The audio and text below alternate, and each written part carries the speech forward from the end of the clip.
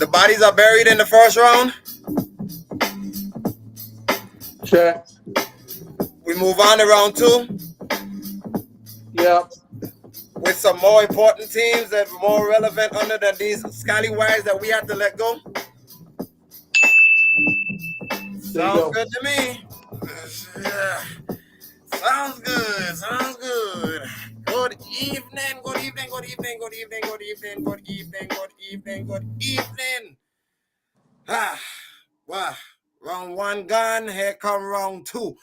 Now we get to talk about teams that mean something, but it ain't looking like that for certain teams, if you know what I'm talking about. We'll get to that in a minute. But get the good evening. Welcome to another report. Rob, how art thou? Good evening, ladies and gentlemen. We are tonight's entertainment. Oh, we're wonderful. We are wonderful. Like you said, round two. Let's get it on.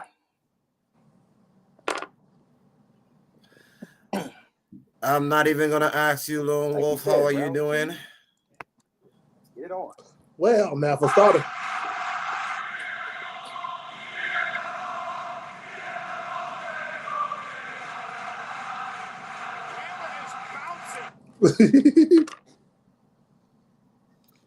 You are not going to get away from that song. Nope. It was the energy. It surely was, though. France showed the United States how to rock a building in a wrestling pay-per-view event. Yeah, they did. I'll tell you that much. What I got from that, they know how to entertain. They know how to entertain. They know how to keep it live. I'm telling you, they made it look like a FIFA World Cup event. Mm-hmm. So, and the crazy part about it was it wasn't even just France. It was the entire European tour. Every country they were in, it was electric. Italy, Austria, both cities in France. They might went to Germany too, I think.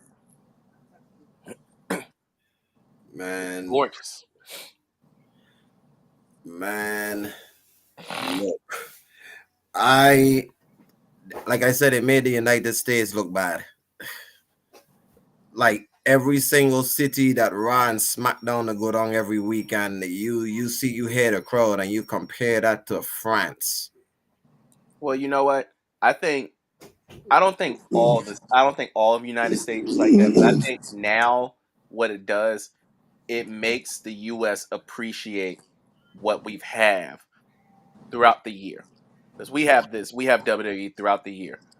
It's very rare in the schedule that they go overseas, and when they do, this is what normally happens. So like when they go to Brooklyn or they go like to Chicago, places that's like real rowdy, they already know what time it is. It's the other cities that they go to that, yeah, it's nice to be there. It's nice to enjoy it. But now you know what it feels like when those small cities in other countries are just appreciative of the fact that they came across the water to spend time with them. So, United States, y'all need to appreciate this a lot more, and just give it up to these guys because it's other cities and other countries. Shoot, look at it when they did Backlash last year in Mexico. No, that was in Puerto Rico. Still, you see how they were. Mm-hmm. every match. Shoot. Like this. Leon. Oh, thou Leon. You get an A plus on the crowd. Shit, overall they get an A plus plus. It ain't just the crowd. That's overall. Yeah, that's what I'm talking about. It makes the United States look like the minor leagues. That's what it is. Yeah. I mean, like this, like the camera was bouncing, the building was shaking.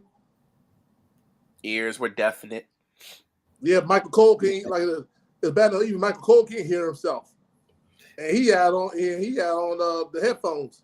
Imagine if McAfee were there. Oh, He probably would have lost his voice. shoot! Imagine McAfee. But in any event, yeah, Backlash, hands down. You gotta give props to Triple H. Making Vince McMahon look bad. That too. Every pay-per-view. Triple H is doing well, and give Nick Aldis credit as well, because he changed one of the matches up. Oh yeah. He changed the tag team match to a street fight. do whatever you want. I had no problem with it. Oh no, Nobody had a problem with it. and so far, if you want to put like a GM from SmackDown Raw, I think Nick Aldis is benefited out of it. Well, Adam Pearce ain't too bad either, you know. No. So I think Nick, the thing about Nick is you gotta remember he just stopped wrestling last year. So the audience know who he is. They know who Nick Aldis is. I remember him coming into Impact Wrestling. I remember him as Madness. That's what I remember him as when he first came out. Long time ago. Yeah.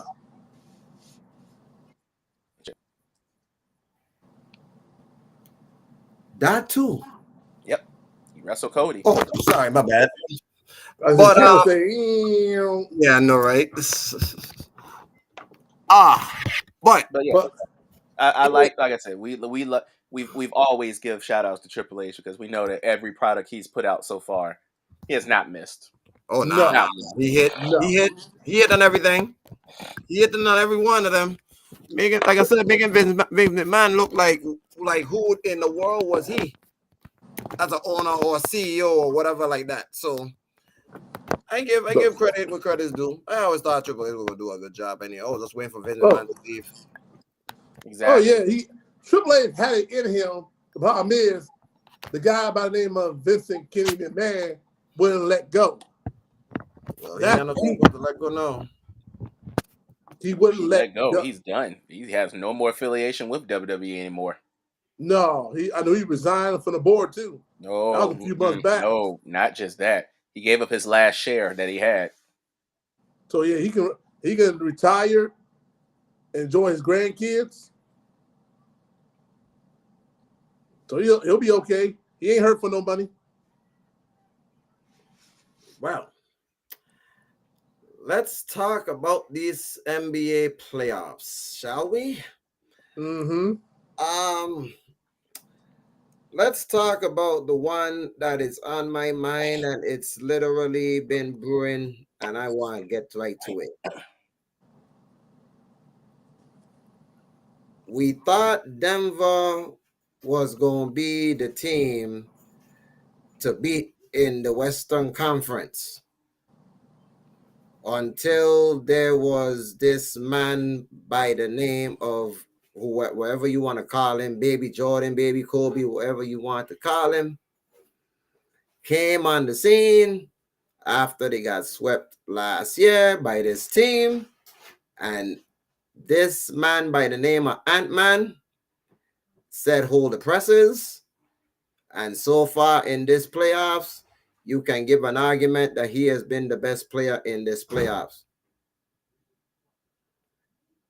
Game 1 happened. Anthony Edwards snapped. Jokic did his thing, but it was too much. But too much Ant-Man.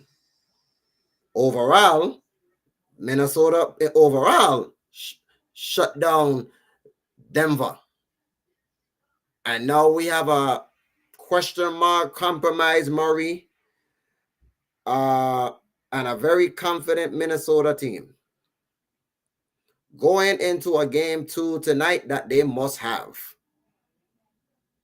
So I'll give you a better question to ask. I'll give y'all a better question starting with this. On a scale to 1 to 10, how much trouble are the champs? Lone Wolf, you can go first. 6. They're not high yet. 6. And the reason why I say 6 because Jamal Murray calf is a little bit suspect. That been the little kryptonite. Not only that, Denver's bench need to be a wake-up call. Remember, this ain't the same Denver bench that was here last year. They moved on. There's a different Denver bench right now. Jokic will get you 26, 27. That's cool. But others like Michael Porter Jr., others like Aaron Gordon, KCP, they have to give the Joker some help. Because right now, believe it or not, Minnesota, and I still call them until they win the series, until they beat Denver, a.k.a. the House of Disappointment. Until they beat Denver, yes. Until they beat Denver in the series, yes, I will take it all. The thing. And that's my word of bond, Scout Honor. I will do that. I will come on this show live and living color in front of you. And I want y'all to record this. Rob. It's already recorded. It's live. I know. But I want you to double record it. I don't know what he's talking about. Double record it. So if y'all beat Denver in the series, hey, I'll come on the show and say, you are no longer the House of Disappointment. You are now the Minnesota Timberwolves. But as far as Denver goes, it's a 6 for now. Will they win game 2 tonight? I think they will. You're not taking off the House of Disappointment name, but you got Minnesota winning tonight, though? No, I got Denver winning tonight. Oh, okay. Those making sure. All right. Well, Rob, 1 to 10. Talk to me. This is why he just contradicts himself. How the hell you just said they're a 6, but yet they're going to win tonight? If they're going to win tonight, then the real answer right now is a 2. They're not concerned right now. Why? This is a heavyweight fight. We don't get nervous after the first round. Yeah, you got punched in the mouth. Guess what? Wake up. This is the heavyweight fight. This is a 7-round fight that's going to take every ounce of everybody's being to finish this fight. This is only a 2. You do realize that Denver has the one thing that Minnesota does not have. Championship pedigree. Ding. They've been in this roadhouse before. They know what happens when they get down in the series. It's time for them to pick it back up and get back to grinding. It's okay. I told y'all. I expected Minnesota to win game 1 anyway. They were the fresher team. They just came off a pretty impressive series. You got to remember, Denver just went through, and I know as much as people don't like it, Denver just went through a dogfight with the Lakers. The series overall might not say they did, but they went through a dogfight with the Lakers. The Lakers gave everything they could, except just the fact that they just did not have enough of others to win their matchups. Again, this is just like last year when the Lakers played them. gave them everything they had, but they kept losing by single digits because of the fact that nobody else wanted to contribute. So we're back at that same level again with the Lakers. And it gave the Joker and Murray everything they had. It's just that Joker and Murray just showed you why Joker and Murray are the best duos in the league.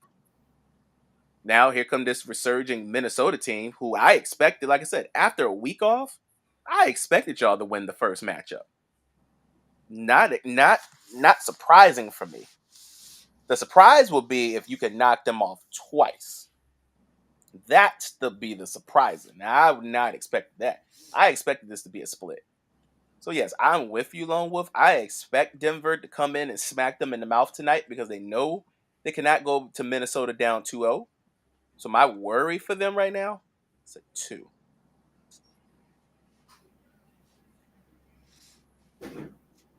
Go ahead, Ali. Okay, so both of y'all concern level is 0 on the champs. His is more concerned than mine. Because once you pass 5, now you're a little concerned. I'm at a 2 with not little to no concern. Okay. I got you. But I gonna be truthful.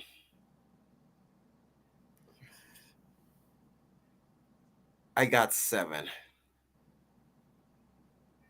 Mm-hmm. All right. And I go and here's why. I say 7 because put it to this perspective. Jokic is the only person that the Denver Nuggets have as far as a big body. With amount of energy that he is spending dealing with the many bodies that has been thrown at him, i.e. Karl Anthony Towns, Naz Reid, and Rudy Gobert, it is being a little more difficult for him. He is being a scorer, not much of a double-double or a triple-double threat. Anthony Edwards, on the other end, there's no answer for him against KCP. There's no answer against him against Caldwell Pope or Aaron Gordon. They do not want to see Anthony Edwards one-on-one. And he'd been cooking both of them last night, from what I saw. And all bodies that Denver being thrown at with these big boys that they have, I think it's going to hurt Jokic in a long series like this, being that know that every game is every other night, correct? Mm-hmm. Well, every other night now, but I think Game 3 won't be until Thursday. But it will still be in front of every other night. Yeah. So here's the deal. I think Denver gonna make it even tonight? Yeah. Do I think they're in trouble? That too. If Minnesota keep this close tonight, then we're having a different conversation. I don't think they're gonna win it tonight. I won't be shocked if they do, but I wouldn't want Denver going down 2-0 going to Minnesota. Just saying. Well, nobody wants them down 2-0.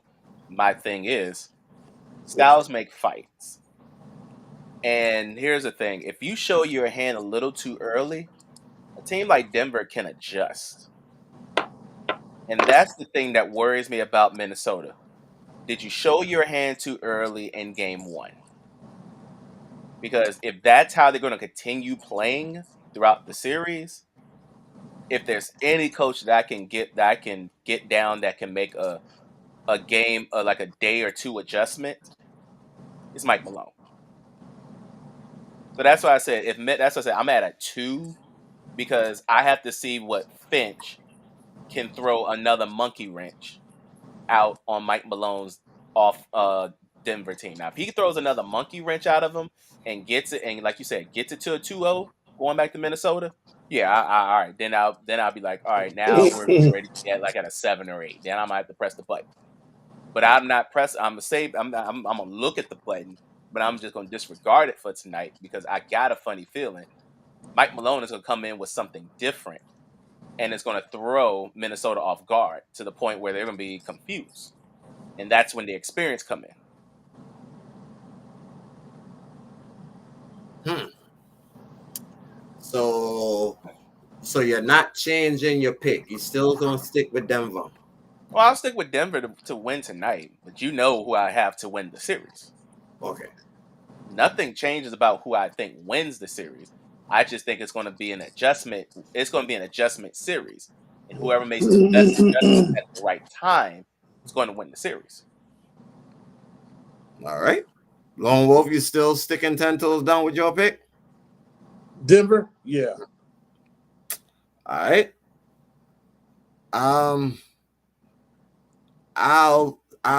I'll stick. You know what?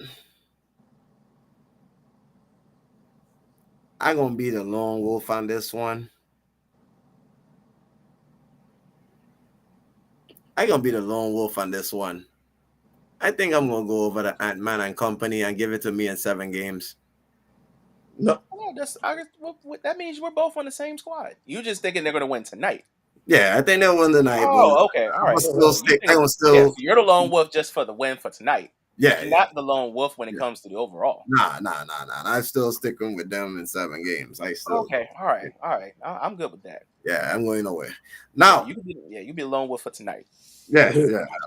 I think they have a good chance of making it 2-0. But let's talk about this next series that's currently going on with the Pacers being up 4 in the New York State. We have a playoff rivalry renewed from back in the days of Reggie Miller and Patrick Ewing and company. Y'all remember the 9-point shoot in 8 seconds, I believe. Yeah. Well, these two are back again, and right now the Pacers are up 4. So I know we didn't talk about this series so much, so let's talk about it. Rob, I'll let you take it. Who you got winning this second round? Once again, another styles make fight. This could be a long fight as well. It's all about pace. Pace is what's going to win this series. Right now, the pace is looking like it's going in Indiana's favor because they are pushing this ball up the floor, and they're just attacking the middle and get open shots just like right now. And thank God Miles Turner missed that. But pace and rebounding, those are my 2 keys I'm looking for in this series. Whoever controls the pace and whoever wins the rebounding is going to win the series. Both teams are very good on offensive rebounding. We're going to see which big man can stay out of trouble. And then, of course, which star is going to take over. One of the stars have got to take over in this series to equalize it. Now, I've always said, I've said it from the beginning of the playoffs. I said if they can get past Philly, they're going to the Eastern Conference Finals. I'm not changing that boat. I've said the Knicks from the beginning can go to the Eastern Conference Finals. I'm still rolling with it. I say this could go. Now you waited. Now remember, you asked for a Game 7 last series and for the Philly series. This is your one that's going to take it to 7. This is the one. They're coming back to the Garden, but I think the Knicks got enough to finish it off. So I say Knicks in 7. This is going to be a fun series. Lonnie, what say you? Damn, I should have took TJ McConnell's 10 points. Well, I don't look at it this way. The Pacers are fast, but they don't have no defense. The Knicks are a moderate pace, but they have defense. And defense win championship. Yeah, and the X factor that I'm looking for, the next factor I'm looking for each team. For the Indiana Pacers, I'm looking at Pascal Siakam as your X factor. So good so far. for the New York Knicks, give me Josh Hart. Josh Hart actually was the star of the show in round one. Brunson just came to put him out of Philly misery. So with that being said, done, Miles Turner against he's gonna be a wash between Miles Turner and Hartenstein. In the end, I'm looking at this. I'm going with the New York Knicks. But it's gonna be a 6.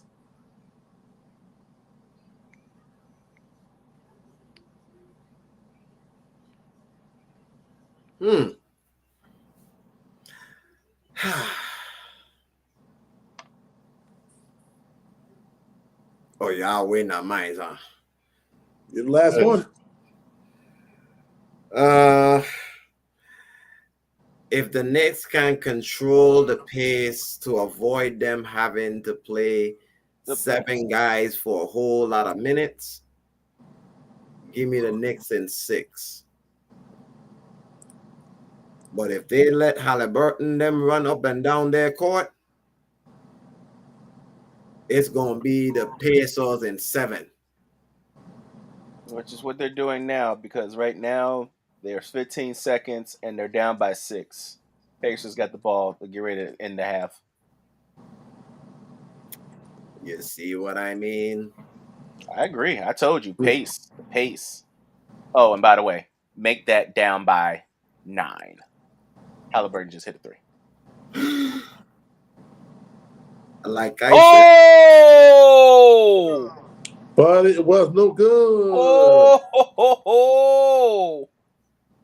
Hartenstein just hit a 3 from 3/4 length of the court. Wow. Oh, and look, and didn't even touch backboard. All swish. Did they count it? Yeah, they count it. Boom. Look at Halliburton. He's like, golly, I can't get a break. Nope. Still down by 6 though. But good way to end the half. Whoever had Hartenstein hitting the 3, you got lucky. They probably didn't have that prop up for him to shoot a 3. Yeah, They did. It was at a plus 250. Well, that was a cash on site. Okay, so now, yeah, if Indiana plays their pace, it's going to go 7 with them beating them in the Garden. If the Knicks can control it, I think the Knicks can get it in 6. I was going to say 7 because they're going to have to go back in the Garden. You know what? I'll change that. I'll take the Knicks in 7. If there's 2 things that happen. But if I was to be a betting man and pick which scenario I'll go with, give me the Knicks in 7. Oh, breaking news. Rudy is officially out for tonight. And we also have to give shout outs to Rudy because he's not being there because he is there for the birth of his first child. Congratulations, Rudy. Hey. Welcome to fatherhood. Now, let's talk about another series that might be a little more intriguing. Battle of the Young Bloods. Young Bloods versus veterans. The best backcourt in the NBA, arguably, against one of the rising stars of the NBA. We're talking about the Oklahoma City Thunder, led by the 3 initials SGA.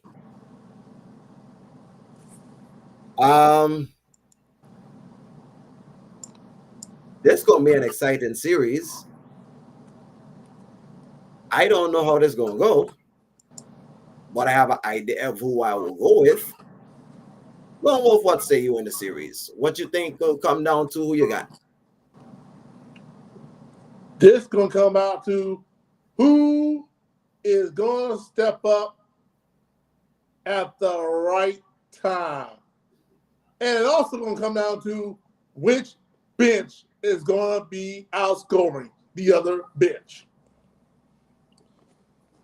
So you got SGA Chet Holmgren and the OKC Thunder taking on Luka Doncic, Kyrie Irving, and the Dallas Mavericks. And the way I see it correctly, we know how Luka get down. We know how Kyrie get down. Let me see. They met each other. Let's see. They met each other what 4 times? They met each other. They met each other 4 times, and the Thunder won 3 of the 4.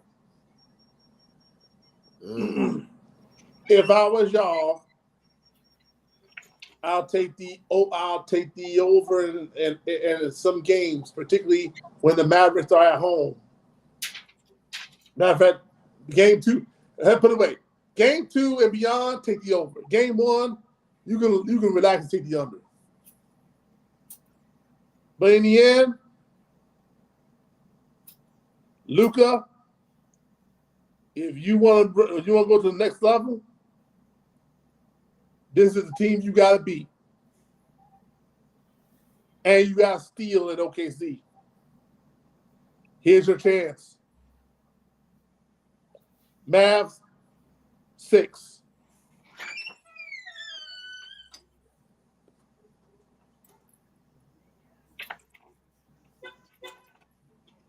Mavs in 6. Yeah. Well, you put the Mavs in the first round. Are you sticking with them? That is yes.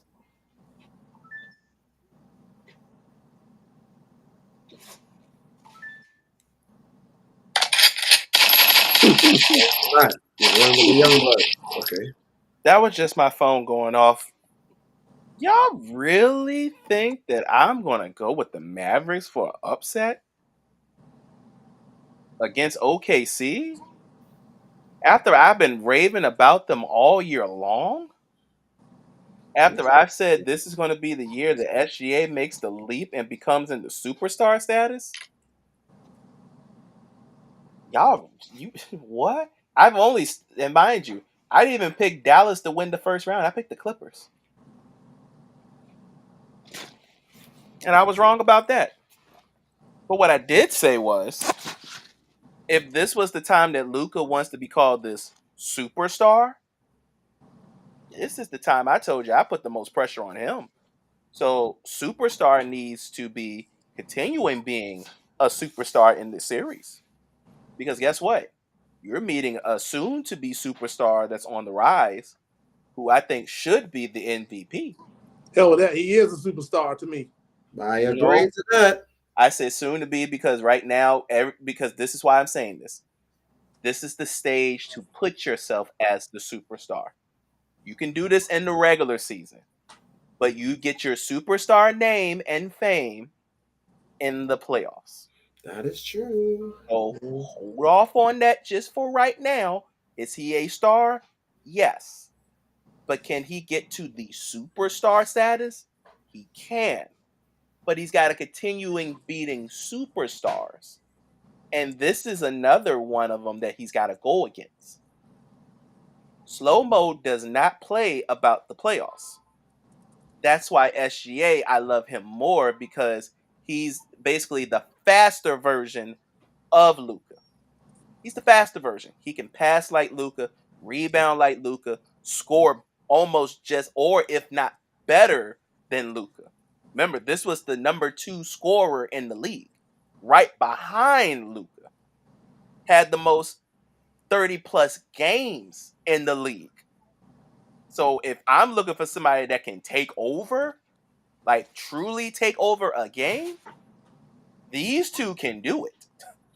The real question is, which counterparts can help him?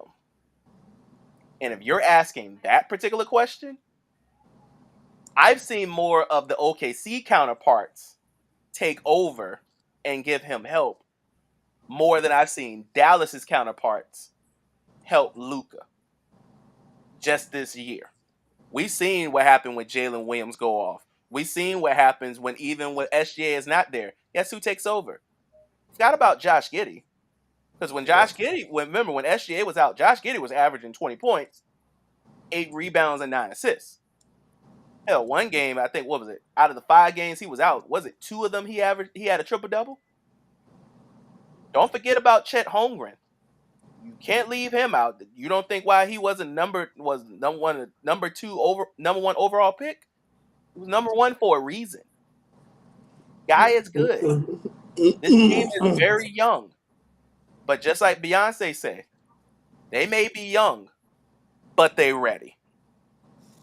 And I'm going to roll with the team I said that's going to go into the Western Conference Finals. OKC 6. And that's me being nice. Because if I really want to go there, to be honest with you, with a team that's little to no defense against a team that can outrun you, outscore you, and out hustle you, 5.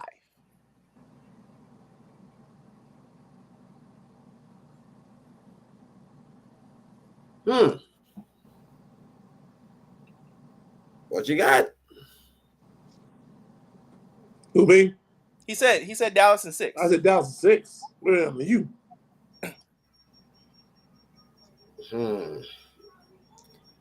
This is a tough series to go on, guys.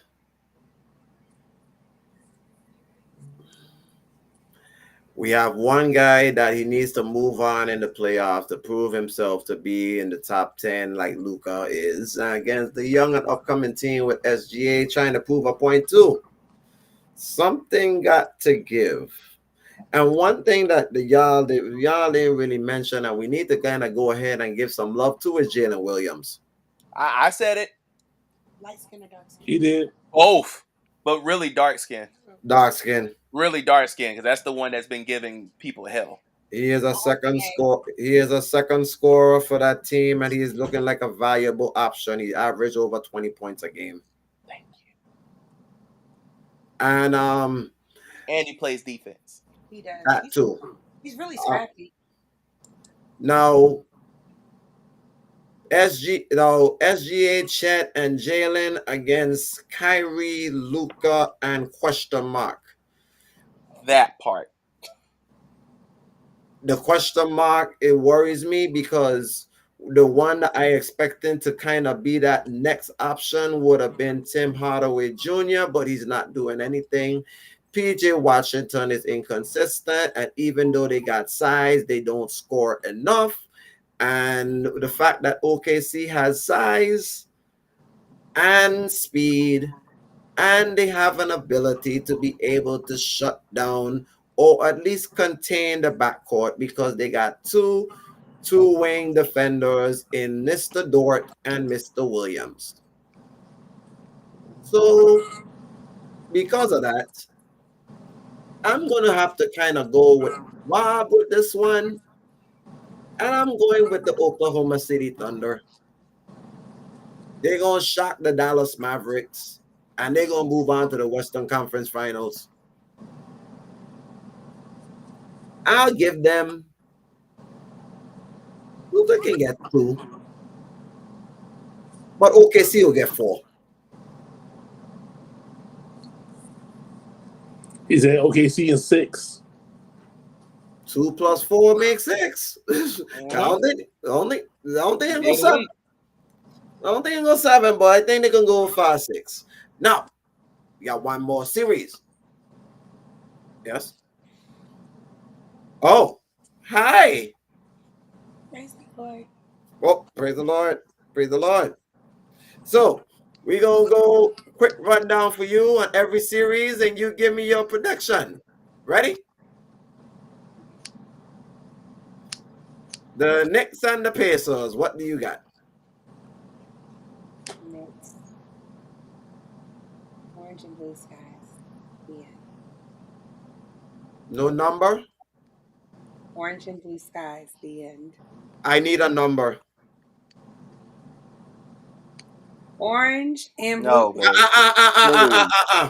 I need a number. Ain't no running down. Ain't no running down. I said 7. I think it's gonna go all the way. 6. 6, okay. Thank you. 6. Okay. Because they need as much time off. They like to rest You see, they said we ain't doing this BS with Philly. They didn't that in 6. I know. They only rested for what, 2 days? They need that extra day. Thank you for giving me a number. Thank you very much. Now, next series. Ant-Man and Denver.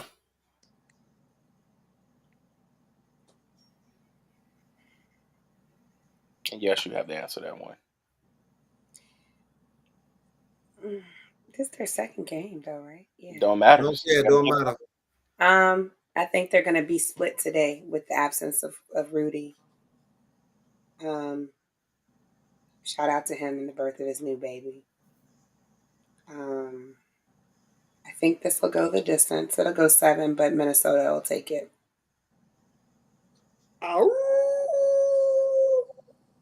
Yep, by your damn self. Next, we have Mavericks and OKC. What you have?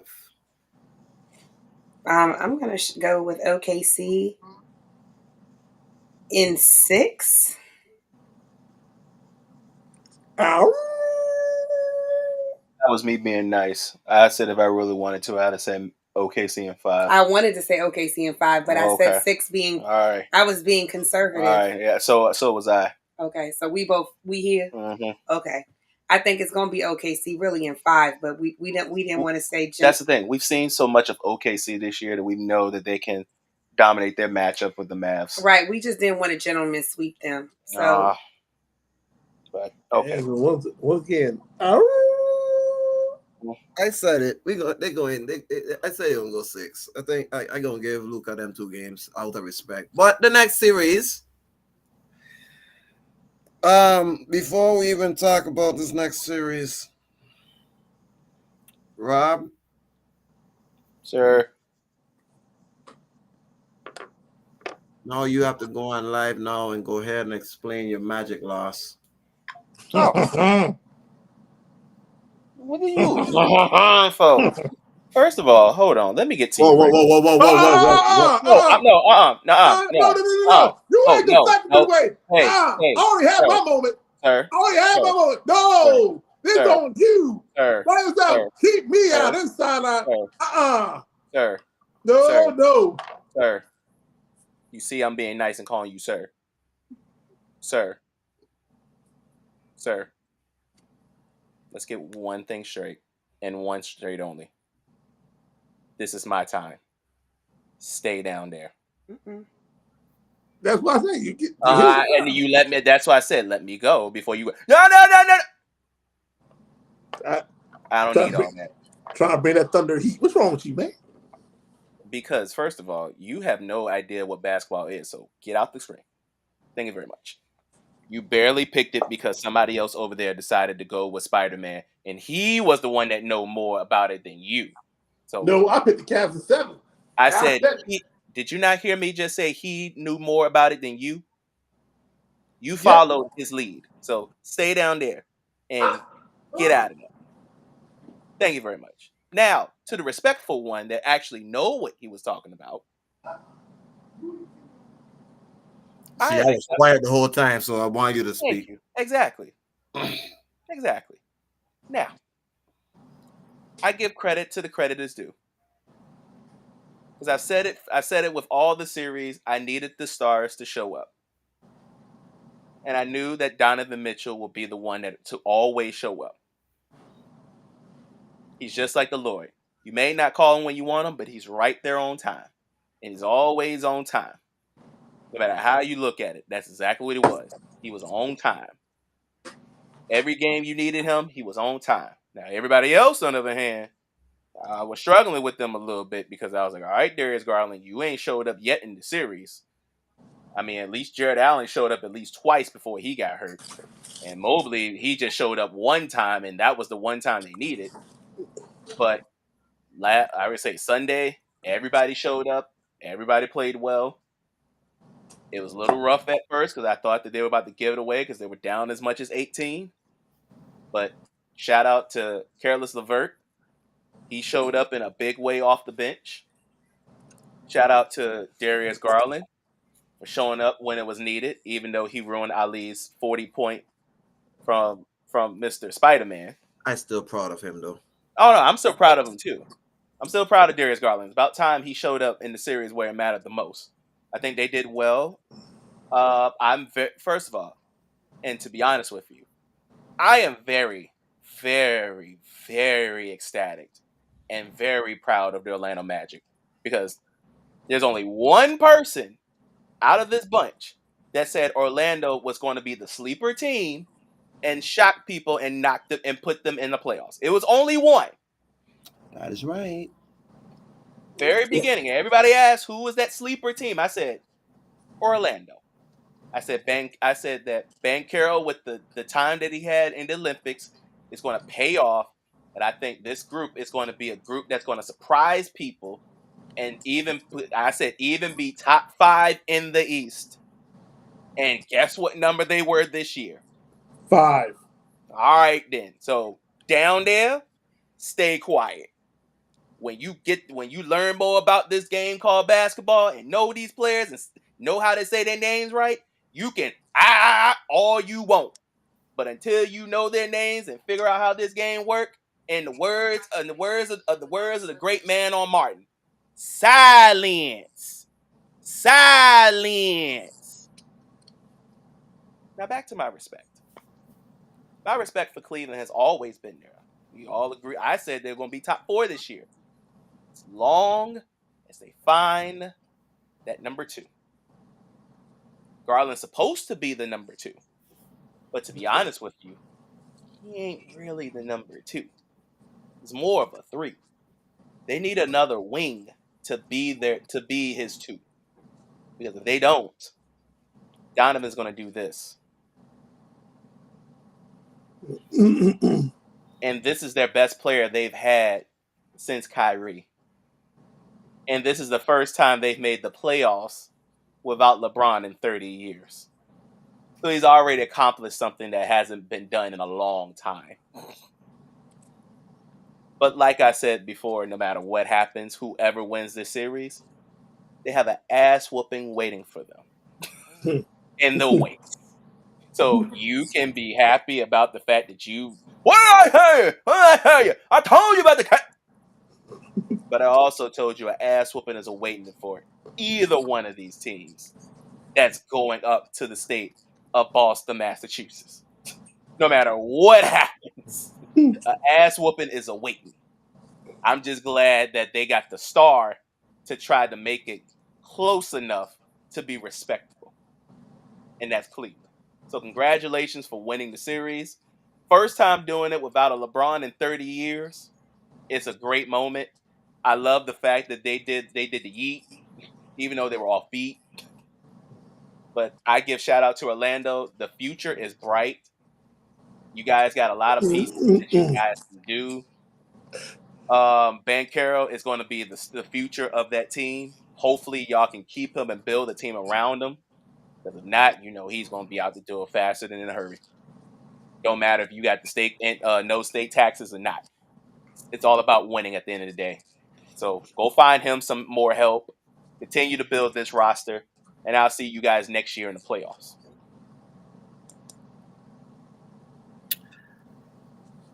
Well, I gonna speak because I was the one that tried to tell y'all about this man.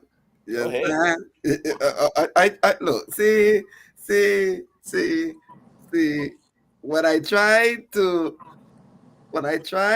explain to you, I tried to explain to you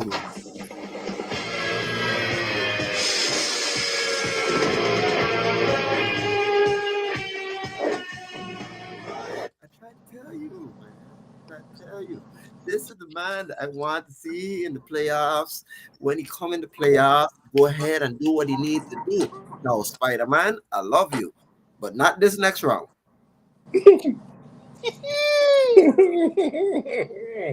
I gonna be honest with you, bro. As much as I love you with what you did against the Magic, I give you commendations, congratulations on doing that game 7. They need you where you need it most. Gareth Garland, I'm proud of you. You finally showed up for a game to help him out. It helped him out. Good. But now, Magic, this is what I need y'all to do in the off season, okay? This is what I need y'all to do for me. I need y'all to somehow, some way, get a point guard down there. I agree. Like a legit point guard. They have guards, but they don't have that. They don't have that leading guard. You have Jalen Suggs, that's a 2-way guard. You have Cole Anthony that can play guard, but he's not really a guard. You got Banchero that used to play that can play some guard that he used to do for Duke, but he's in the National Basketball Association. I need him to play his position, please. And what that guy named Markel Fultz? Who is he? Marquise Fultz. No. You had no. See, this is why you can. Oh, you talking Fultz? Markel Fultz. He was the one that had that. Remember, he had that broken jump shot in Philly. He got drafted by Philly. That's what I said. The broken jump shot in Philly. He was the original. Trust the process. Yeah, and we saw how that went. And now they are in Orlando, and that's why I'm saying Markel Fultz. Who? No, I don't need that. I need a legitimate point guard that can control the pace and control them young bloods that they have, that young talent, like Franz Wagner, like Mr. Wagner. Okay, he can create his own shot sometimes, but I need a love a point guard to help him make sure he can get to his spots where he needs to go. Mm-hmm. Another big. That too. Yes, they're too small. Too small in the interior. I like that. They need but first priority, Rob, they need a point guard. Bad. I agree. They need a point guard. But now let's go on to this next series. I'll just ask y'all the better question. How long is it gonna take for Boston to take care of Cleveland?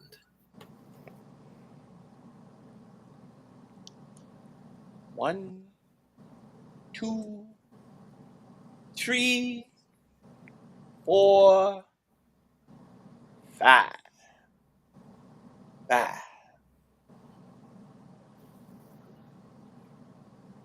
How long, sis? Dave. Boston, Cleveland. Series number. How long it gonna take? What's the series number? I said 5. I say 6. Ooh. I think they're going to put up a little bit of a fight, but we all know they will succumb to their BS. You think Cleveland can steal one in Boston? I think they can steal one at the Garden. And that'll be the one and only one they'll ever steal at the Garden. Long Wolf, how long? I think this joint going to go 2-2, and then it's going to be a runoff. Ooh. How long will it take the Boston put Cleveland away? If it's 6, they're in trouble. You got 5? 4. You went for the sweep. I ain't going that deep. I told you, if this was Orlando with no superstars, 4. But what Donovan Mitchell can do what he just did, 5. They're going to get one at home. They're going to get one at home. Donovan is not going to go out in a sweep. I don't think he's gonna go out in a sweep. I don't even think they're gonna go out without putting a fight. I think Cleveland gonna come to fight, and I think they can get some games. No, I don't think you would want it to be a 1-1 scenario going back to Cleveland, because I don't know, the whole Boston curse is looming over their heads, and I'm still kind of skeptic about what Boston does when pressure bust pipes. Now they don't have their big man, no interior in Mr. Porzingis. God knows how long he gonna be out. But then there goes on the other end. Jared Allen is out. So there goes, it cancels out. Yep. So now here comes small versus small. And no, they still have big because you got to remember they still have Al Horford. yeah, but I'm talking about legitimate. I mean, yes, he's a veteran, but I'm thinking they're gonna play him more outside because they're gonna make him space the floor and shoot. But Mobley can also do that too. So I cancel out themselves. No. Here's the thing: Mobley defense and the perimeter. No, he's not good. He's inside. He's inside. Well, if they that's what I'm saying. That's what I was saying. They're probably gonna make Al Horford shoot because Mobley ain't gonna play outside like that. Oh yeah, so, but that gives them the advantage because now you open up the floor. I was breaking it down on how I see that. I think Boston will shoot enough threes to get Cleveland done in 6.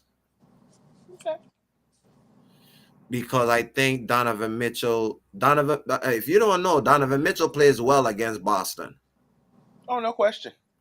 Problem is, Cleveland don't play well against Boston. Yeah. He plays well. Yeah. Everybody else don't play well. And that's why and no, they don't have a bench, Lonnie. They don't have a bench. They don't have no bench. But Cleveland, but Boston definitely does. Yeah. I mean, they got Hauser, they got Pritchard, they got a stable back there. They run the 9 deep, so they're good. So I think Boston ain't gonna have much of a problem with Cleveland, but I just want to still warn Boston. Y'all know how much pressure you're on this year. Oh, no question. I'll put it that way.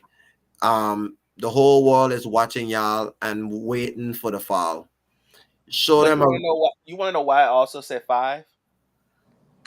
Boston, you keep forgetting. Boston added a new toy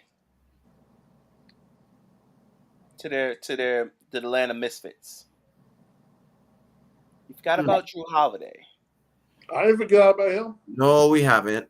But I'm saying that's the one who's going to be guarding Donovan Mitchell majority of the time now. Yeah. So when you have that now instead of Jason Tatum and Brown guarding them, now you're resorting their energy to wherever they need to be to have for it. So now this is where you become 2 stars versus 1. I like my chances with 2 than the 1. Basically, what's the name? We're going to have to, how to put it this way. Garland is going to have a bad day. Oh, yeah, because now you got either Derek White guarding you, you got Jalen Brown, or Tatum guarding you. So either way, you're going to be stuck. So like I said before, it's up to the others. And if there's one set of others I trust more than the other, it's Boston. I'm going to take the Boston's others. Oh, yeah. Now,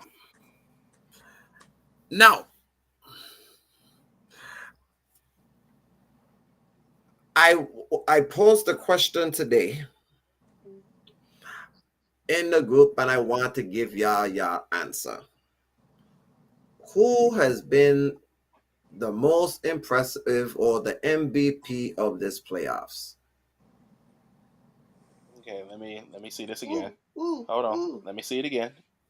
So, for what you said, for what they said on ESPN, they had Mitchell at 5, Embiid at 4. Disagree. Jokic 3. Disagree. Ant 2 and Brunson 1.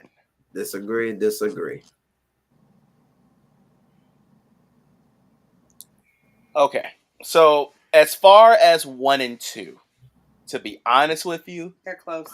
They're interchangeable. Yeah, they're interchangeable. You can make a case for either one of them. You got to remember, if you look at Brunson's first series compared to Ant's first series, they're neck and neck in points. Mm-hmm. Maybe like a point and a half off each other, and literally without them, they don't win the series. So when you look at the definition of the word most valuable player. They're interchangeable. And I'll piggyback off of that. And I'll say the reason why Jalen Brunson edges out Ant, right, in this particular situation. And then, that's hard for me to say because y'all know I am an Ant. He's in of this right now. He's in my top 5 of right nows. But I'll say that Brunson is more valuable to his team because there really isn't a great. They're growing. His others are growing with him, Mm-hmm. whereas Ant has a solid set of others. Because I have Yeah. been saying all Yeah. of this time that the difference makers were going to be the Mike Conleys, Mm-hmm. the Nas Reeds. Mm-hmm. And I've been saying that since before the playoffs. Yep. That's what would get them in the playoffs. Yep. Would be those two. Y'all see who 6th man of the year is, right? Mm-hmm. All right. Y'all see who out here being a real true point guard, right? Mm-hmm. Y'all see who, when he not in foul trouble, they win games, right? That's Karl Anthony Towns.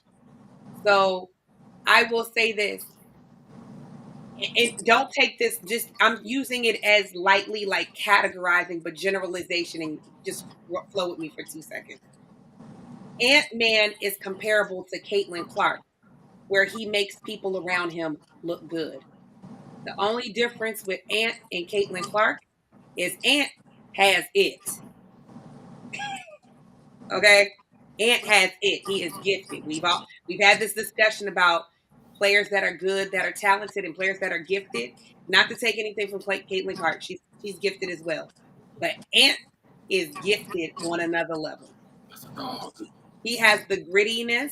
He has that old school basketball grit that anybody who loves the game of basketball, you want to see players like him night in and night out because he hungry and he's sick with it. He vicious.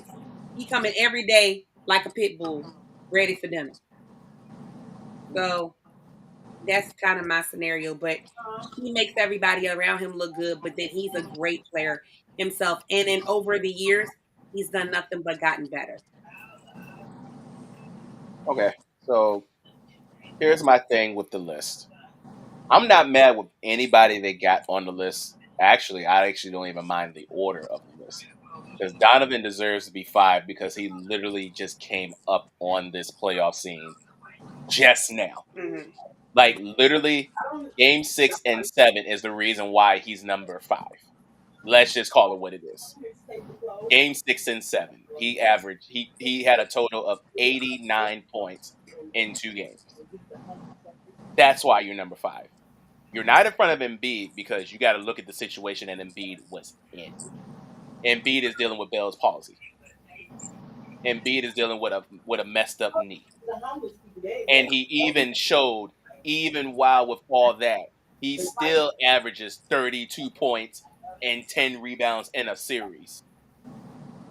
Even though we all know that Maxey can do it, he can't do it without Embiid, which is why he was the MVP of the league. Which is why we all said it. If he would have been healthy, they will be 2 right now, and the Knicks will probably be 7th. That's why he's number 4. He's not better than Jokic because Jokic has been consistent all throughout that first round. Jokic was consistent every single game. There was no drop off with him against the Lakers. That's why 1, 2, and 3 I'm okay with because all 3 of them did not have drop offs in the game, except for one. Brunson started slow, but you saw how quick he picked it up real quick. After game 1, every game outside of that was 25 or more. One game, remember, he dropped a 50 piece. So that list is not wrong. You can interchange 1 and 2, to be honest, because honestly, out of the first round, those are your best 2. So I'm not mad at the fact that Brunson is 1 and Ant is 2. Like I said, you can switch it. You can flip it. Because Ant dominated. Remember, you got to remember, Brunson dominated the MVP of the league. Ant dominated one of the best 75 players in the league of all time. So you can say that could outweigh it if you want to. I would not be mad at it. Because that's an NBA champion, that's a Finals MVP, that's an NBA 75 greatest players of all time. Hell, he can be in the conversation of number 10 of all time. But you beat him 4-up, and you took his heart, and you gave him a compliment afterwards. So interchangeable 1 and 2, 3 through 5 stay exactly where they are, but 1 and 2 can be interchangeable. I ain't mad at it.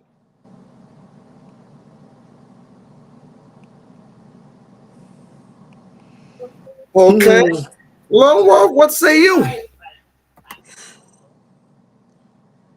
I like to say this. 1 and 2 is fine. 3, I'm okay with. Ooh, Opie. 4, I have question marks.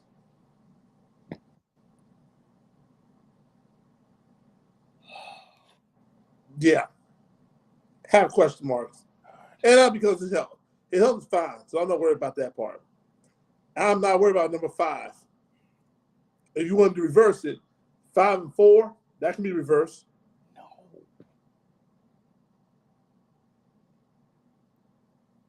That can, but that's a different story. But the list I saw. So who is your 5? That's what I was about to ask. Who's my 5? Yes. You still got Brunson, Edwards, Jokic, Mitchell, SGA. What? In the first round? Okay. All right. Okay. You could have gave me Luka, and I probably would have been okay with that. Okay. So I'll give you my 5, and then we can all argue. Right. My 5 is Ant 1 because of the impact. He gave more of a bigger impact than Jalen. To me, it's not alike. It's like 1A, 1B. Okay, so I'll do Ant-Man 1, Brunson 2 for sure. I do agree with that.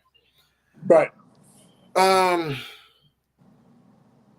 Jokic, he can stay. What he did in the first round against LA is nothing to sneeze at. But 4 and 5 is a question mark. Embiid, I will leave because of what he did in the playoffs while he was hurt. And even though he was hurt, he was still playing at a MVP level. The man dropped 50 on a one leg, right? I don't give him credit for that. I'm not gonna take that away from Embiid. But 5 is my problem. And you know who I will place 5 with? I'll take out Mitchell, give me Luka. Yeah, that's what I said. I'm okay with that. Well, I can you gotta think live about with that. Luka averaged 29 in the playoffs. I don't like I said, I don't think it's even about the average. I think what me and Ali are talking about is, like I said, the definition of that word, most valuable player. Luka was a key to that Clippers series because Luka owns the Clippers. They needed Luka production to be able to pass them. Oh, okay then. And SGA averaged 30. He did not average 30. He averaged 27 and a half in that series. Wait a minute. Playoff stats. He averaged 30 in the regular season, and he averaged 27 and a half in that playoff series. He averaged 27.2 in that playoff series. Oh, here's my thing. I like to put Luka in there. I love Luka. But here's my thing. And I said this before. I said SGA was going to be a rising star once before. Hey, Clippers, you regret getting rid of him? And I said that before. I said he's going to be a rising star. SGA. He might be now. He's upgraded to superstar. Now, as far as my 5 goes, He didn't pay attention at all. No, I'm watching the game. Mitchell just blew a pass. He wasn't even looking for it. No, but for real, I look at the MVP like this. All 5 of them do decent because I'm thinking about it. Donovan Mitchell basically had a team on his back. That's all I can see it. That's the part I can understand. That's the part that got me.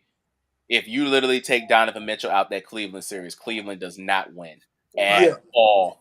No, I'm not saying Donovan Mitchell ain't a most valuable player, but I put him at 6. I put Luka before him. That's why I'm saying I kept him at 5 because, like you said, he said the keyword in that. Hold on, he said the keyword in that sentence. No, you said the keyword in that sentence: impact. Mm-hmm. Nobody else on both teams had a better impact than Donovan Mitchell. You're right. You're absolutely right. Yeah. Absolutely so in reality, you got to remember in the Mavs series, Luka, he had good impact. But if it really wasn't for one game where somebody dropped a 40-piece, that's Kyrie. And then in the last game he dropped a 30-piece, dropping 28 again. Half. Yeah. Y'all, they don't win that series. Yeah. And Kyrie is undefeated. Kyrie is undefeated in closing out the series too. Exactly. So as much as I would like to put Luka, like I said, I have no problem with it. I just think that when they look at, like you said, the impact and the definition of the word itself, that belongs. You got to be shitting me. He really did not do that in the playoff game. He did. I'm sorry. Opie just did his between the leg dunk in the playoff game in a fast break. He did it again in the Garden. But yeah, the definition of that word impact and the most valuable. Donovan was the most valuable person on both teams. That's why he deserved to be at number 5. You literally take him out, they don't win game 6, they don't win game 7. Basically, don't win the series. Exactly. Literally, that's what it was. You take those 2 games out with no Donovan Mitchell putting up 89 points, you lose. But he made it. You gotta be kidding me. What? That bitch Miles Turner. First, it was you missed it. Hartenstein hit a 3, and now Miles Turner got one. Now Miles Turner just hit a 3 to end the quarter. Damn! Look at this Opie. Look at this. Look at Opie. Really? This is what we doing in the playoffs in game 1? That's what we doing in the Garden? Yep. That's what we doing? Yep. That's what we doing. Yep, in the Garden. That's what you're supposed to do in the playoffs. In the Garden. Yep. Disrespecting them all in their Garden. Yep, my part. Yep. And he was just there last year. I know he was right there with the Knicks. But no, we have not gotten a chance to do this, and I'm gonna do it for my guy.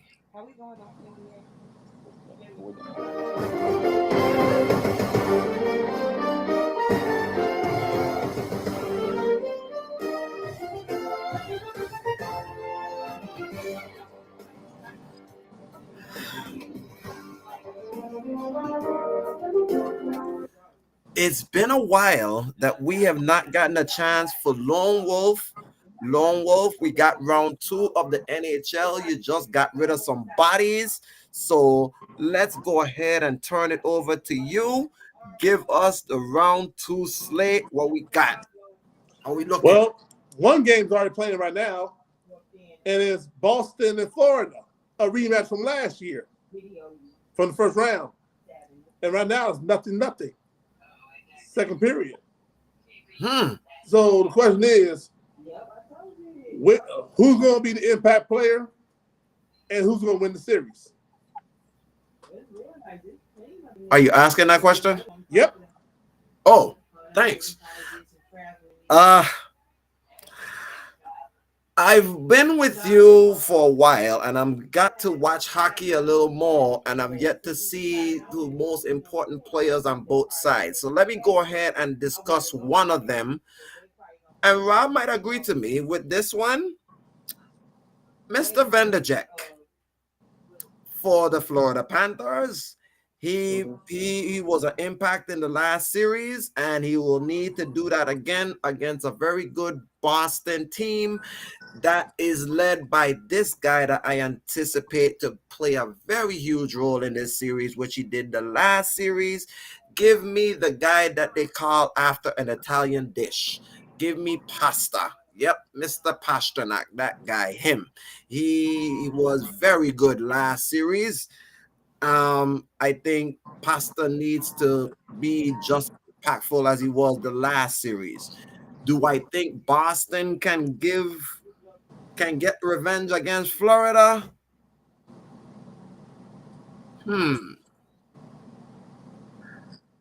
I will have to see it to believe it. But until then, give me Florida Panthers, and maybe I'll give it in 7. Rob? I honestly do not have no dog in the fight because my team has just been absolutely trash. So you know how I feel about this. But if you're asking me to pick one, Boston doesn't have the curse on them anymore. And normally when they get rid of the curse, they normally win. But I have no faith in Boston for some odd reason. I just don't like Boston teams. So I'll take Florida in 6. They might just disrespect them in Boston and just call it a quit. Let's see here. Everybody looking at Pasternak and Vanek. I'm not looking at neither one of the players. I'm looking at the goaltenders. Jeremy Swayman and Sergei Bobrovsky. And you know how I feel about Sergei Bobrovsky. He's a very inconsistent goaltender. Yep. 1 minute he'll get you somewhere, and next minute the Columbus version will show up. However, I didn't like Boston. I didn't like Boston's last 2 games against the Maple Leafs, Game 5 and Game 6. They were flat-footed. And this Florida team is a little bit young and fast. Panthers in 7.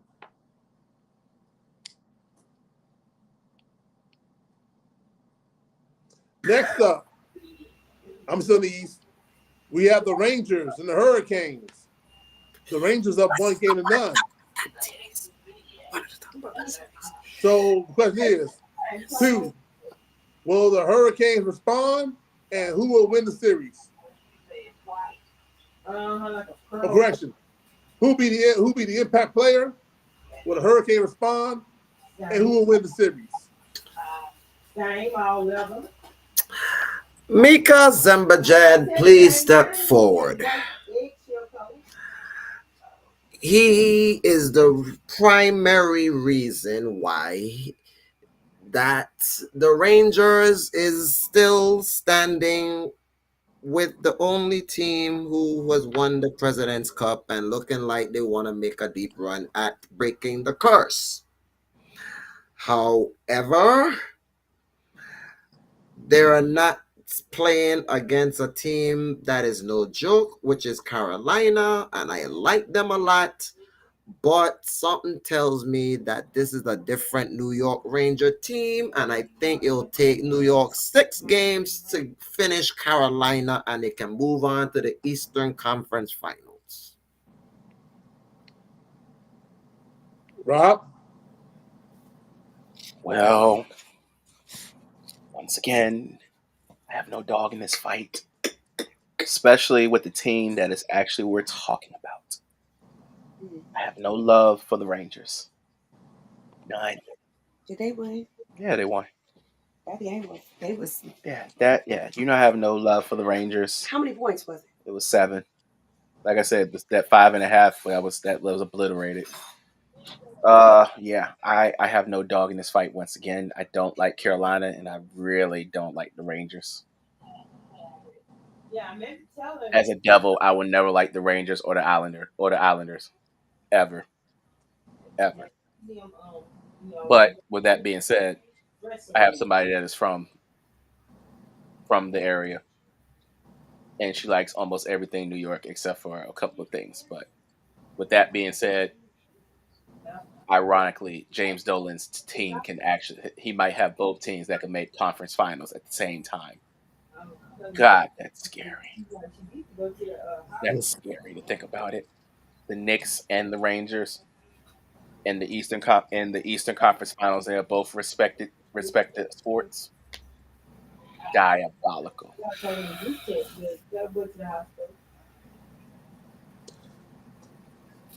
My biggest impact. There's a guy that I saw in round one against the Capitals. When we go, his name is Matt Rimp. That's his name, Matt Rimp. For those of you who don't know who Matt Rimp is, go on YouTube and watch him. This guy here is nearly 6'9". He don't play defense. He plays forward. He plays on the line. So if I want the Rangers to win the series, I can't stand New Yorkers.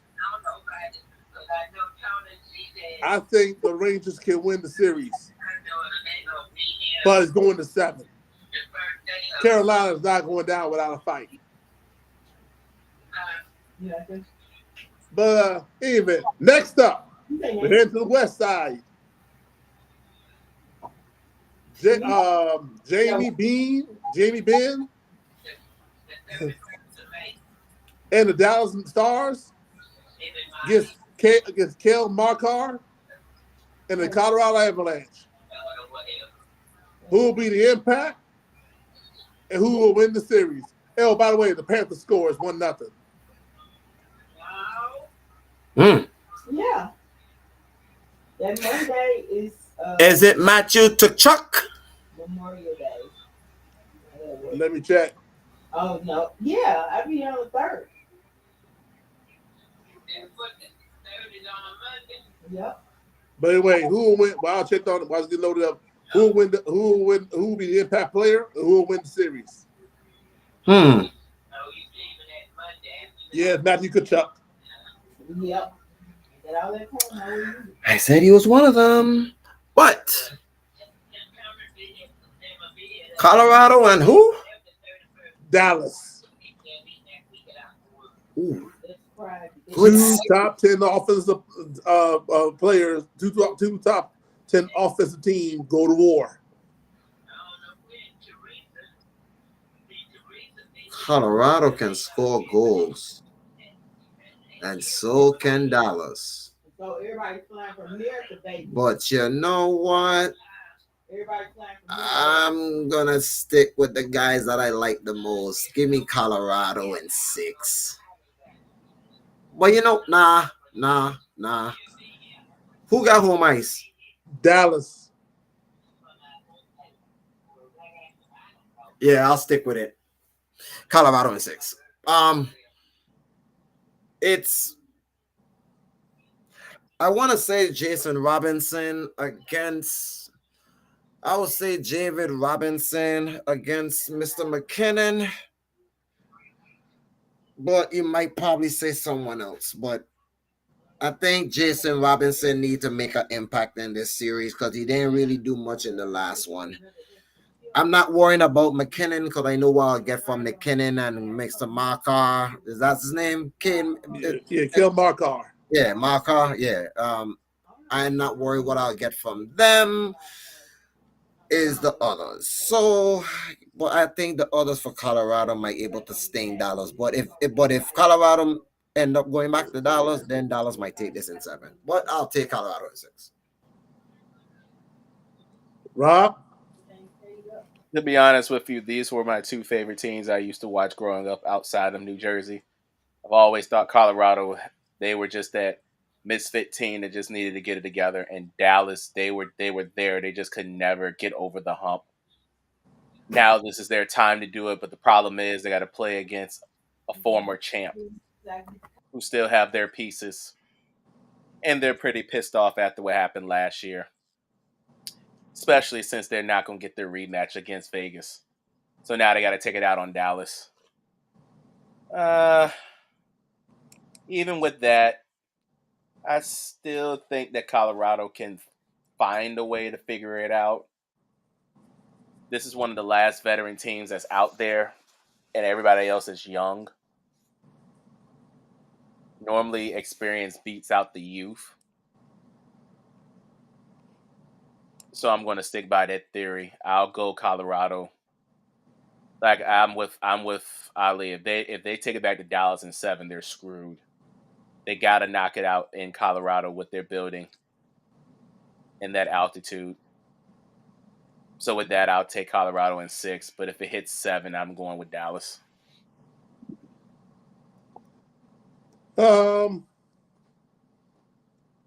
My impact players is going to be Georgiev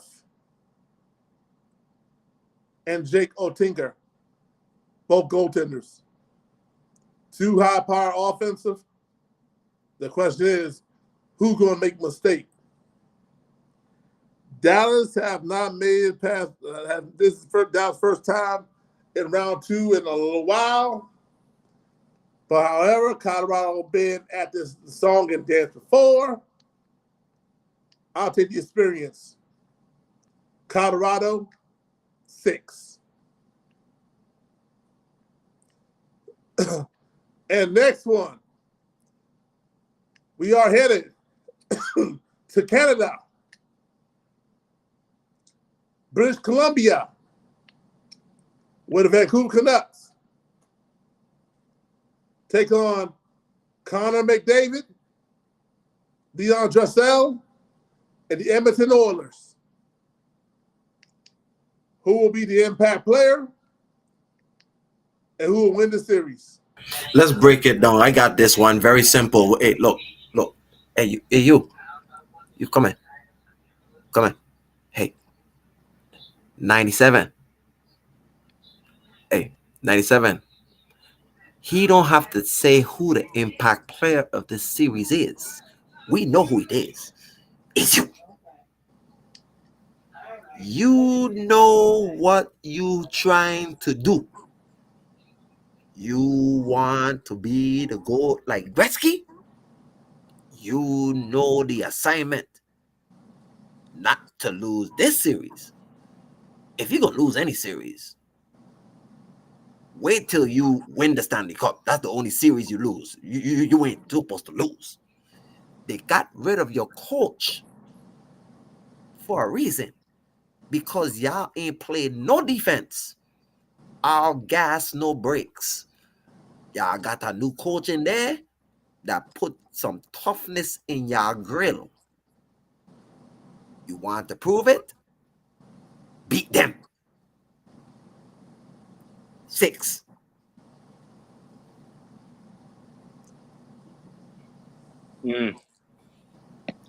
Two teams that don't have to leave the country of Canada.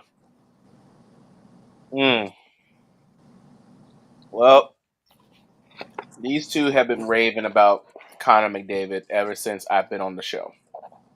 Mm-hmm. These two know about Connor McDavid more than I do. But I've heard about Connor McDavid so much. He's supposed to be this transcending player, this superstar, this guy that's supposed to be the face of the league. You Well, better sir, start like it. well, if you're supposed to be this face of the league have to do one thing and one thing only. Win the cup. And until you get Wayne Gretzky's name out of my mouth when it comes to Edmonton or any other team that he has been affiliated with, you're not the face yet. So until you decide to walk in the shoes of one of the great men that's sitting down there in Pittsburgh, the other one sitting there in Washington that's getting ready to retire soon. Until you walk a mile in their shoes, you're not going to be the face. Both of them at least won Stanley Cups when they were the face. You want to be in that title? Knock out Vancouver and head on to the finals and handle your business.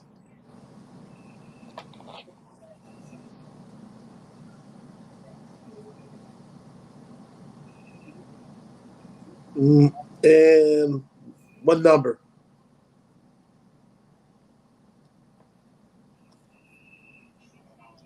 Vancouver is home ice, ain't it? Right. Edmonton better win in 6. They gotta go back to Vancouver. They're screwed. Well, you're going to have a shock, Allie. The impact player is not going to be Connor McDavid if Edmonton want to win the series. Stuart Skinner. That's who I'm looking at. For the past 3 years, Stuart Skinner. Your goaltending has been suspect. It was suspect when Colorado swept you. It was suspect when you lost to Vegas last year.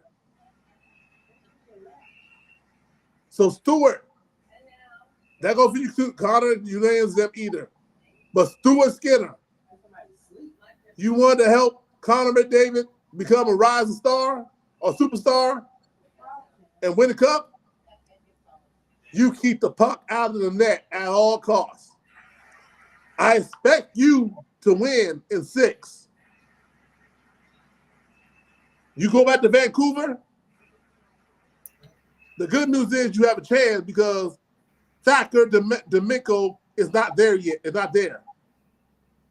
So that helps you. But now Thacker like this. Now that Thacker D'Amico ain't there, you have a chance. Connor, Leon, you have a chance to hamper Casey DeSmith. I expect you to win in 6.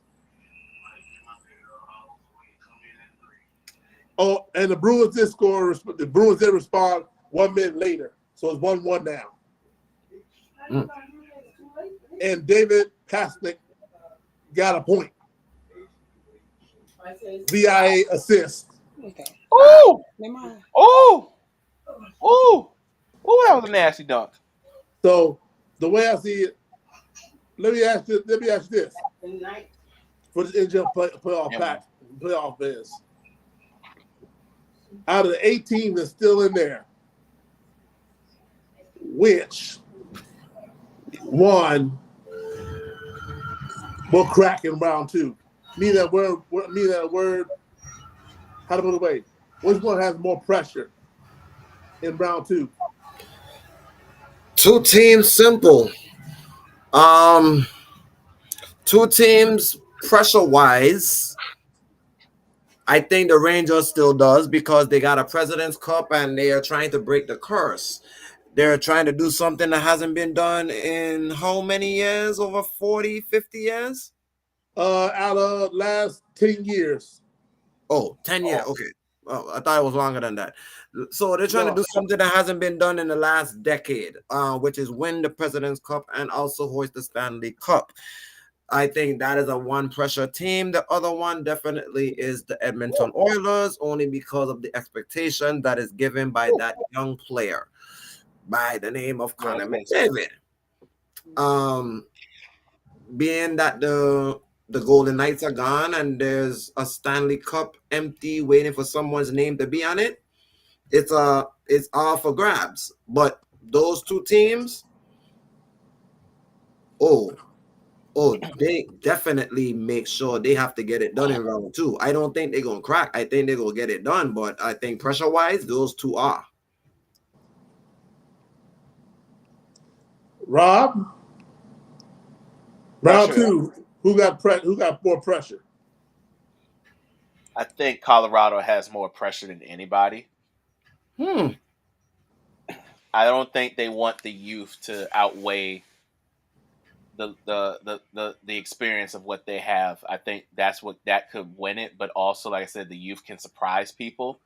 So people are probably expecting Colorado to win this series because of youth, but that could be the surpriser, and that could be the one that can change everything. Because if Dallas can just use their youth and the experience of what they have played together with, the fact that you went through a 7-game series with the defending champs and you feel like you can beat anybody, this could be the surpriser of the 2.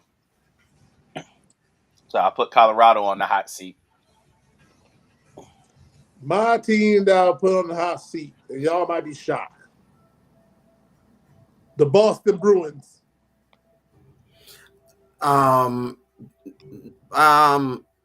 Let me guess, because they won the President's Cup last year and how they lost in the playoffs last year, you thinking that they need to right the wrong? I don't watch hockey much, but I watch it enough. Because Boston, like I said, was the most dominant team in the NHL last year, and Florida just caught them red-handed with their pants down. Plus, doesn't normally the team that normally loses it the year after they normally win it? They're trying to lose the first round. No, like when, like you know how like last year so like for example, last year Colorado won.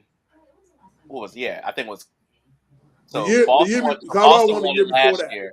So Boston won it, so the year before that, Colorado won it, lost, but then the year after came back and won.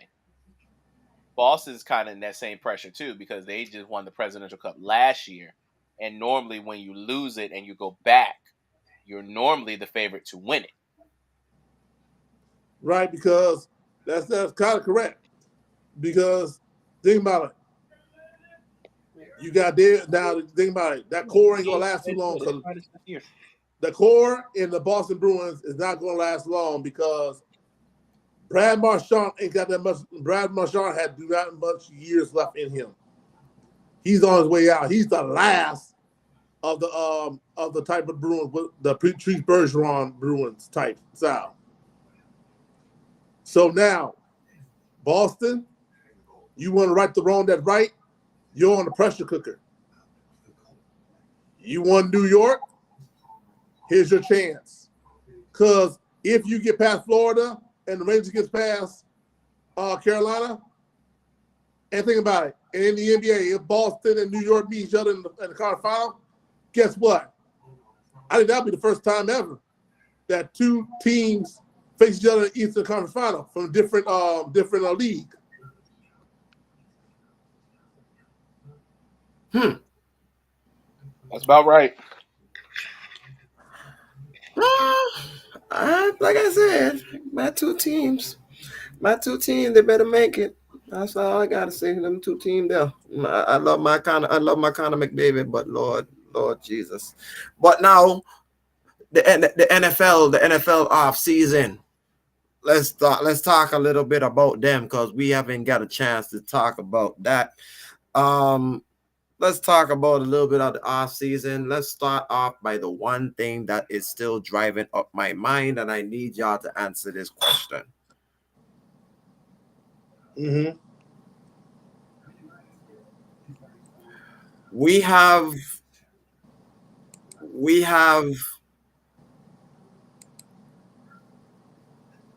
Amara St. Brown got a contract, right, brothers? Yep. AJ Brown got a contract. He got a contract, yeah. Devontae Smith got one. I don't think so. I think he did. Yeah, He did. He did. Yeah, he did. Yeah, he did. I kind of know we're going with this question. All these guys just got paid. Oh, I was waiting for him to come back. Reason the internet went out for a second. It's trying to load back up, so I'm on my phone. Okay, so that's my thing, right? I'll repeat it again for you, sir. I said I have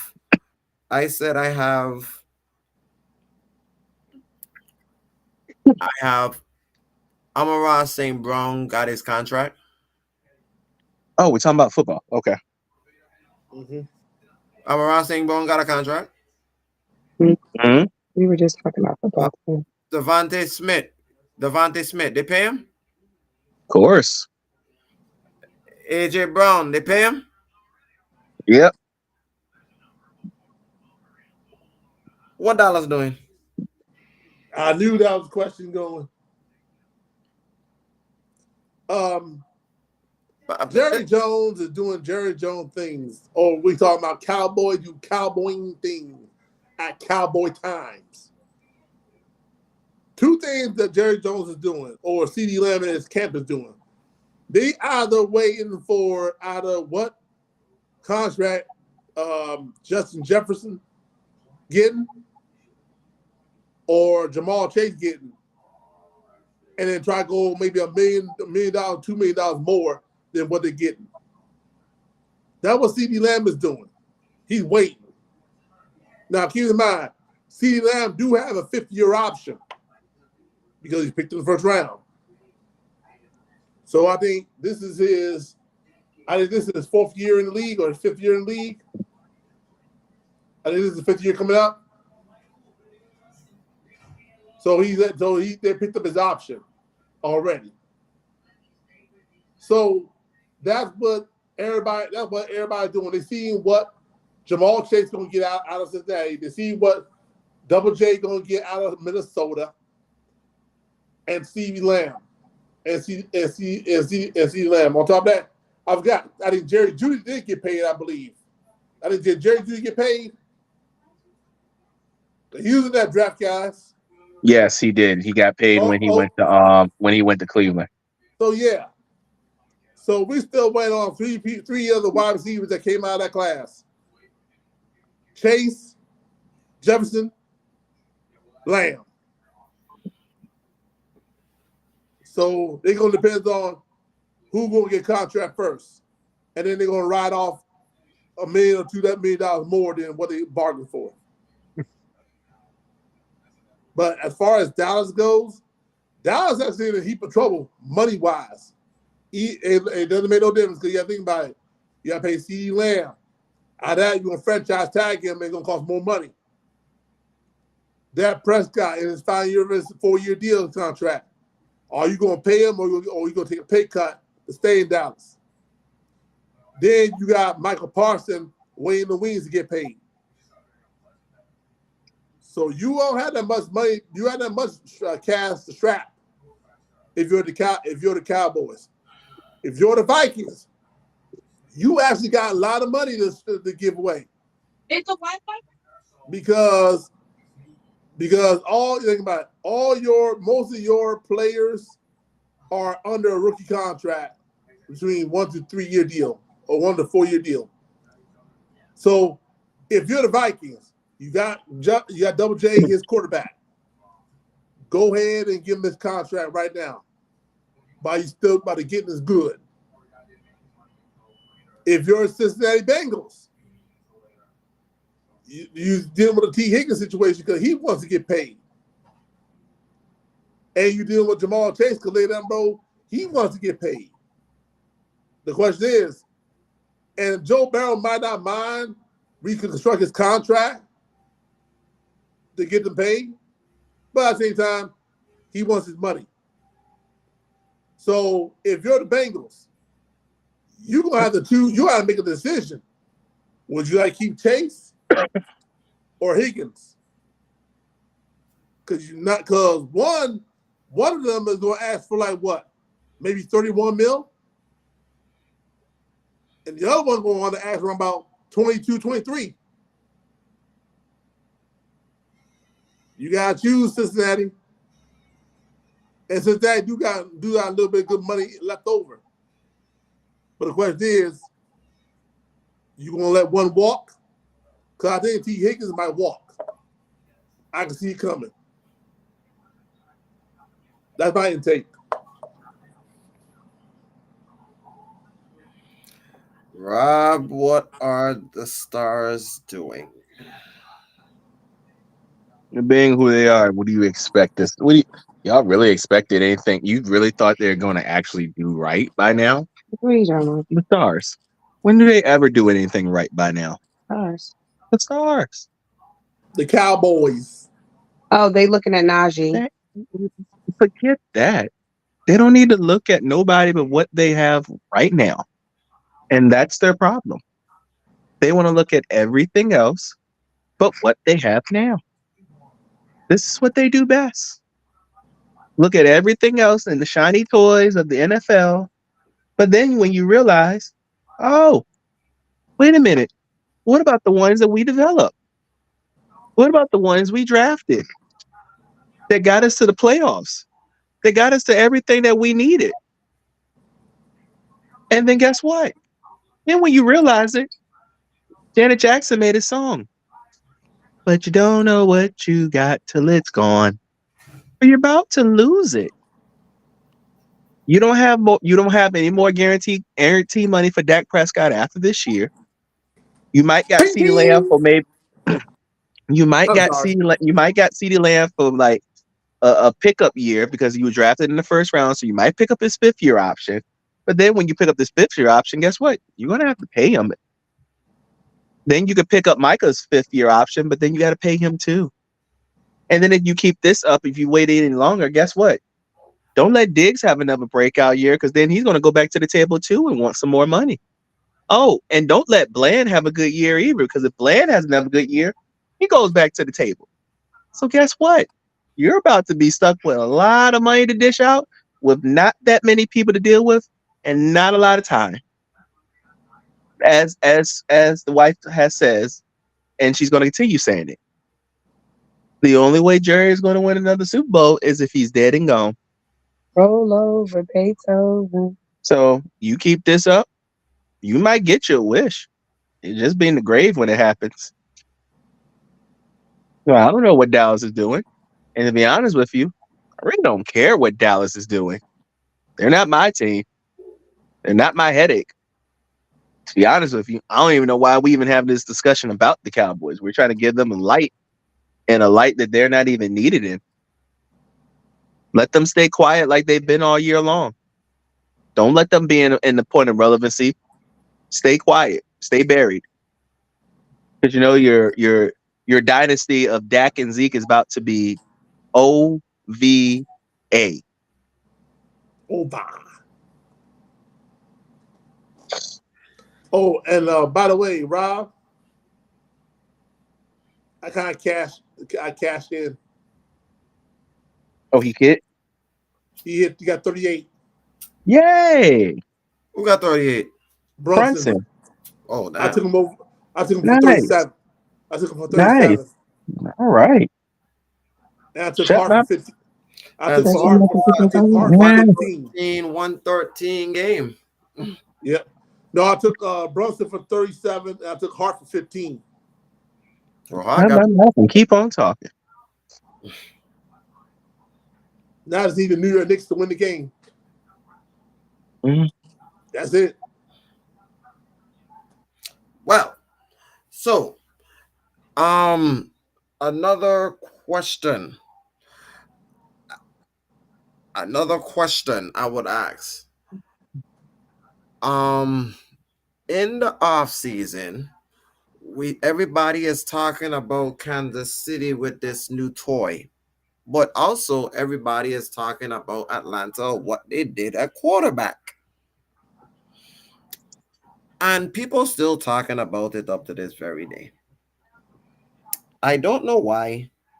I don't know why they're making it seems like Kirk Cousins is all that of another quarterback that's supposed to take them over the hump in the Super Bowl. I don't understand it. Y'all make me understand. Why is everybody making such a hip-rah about what Atlanta did?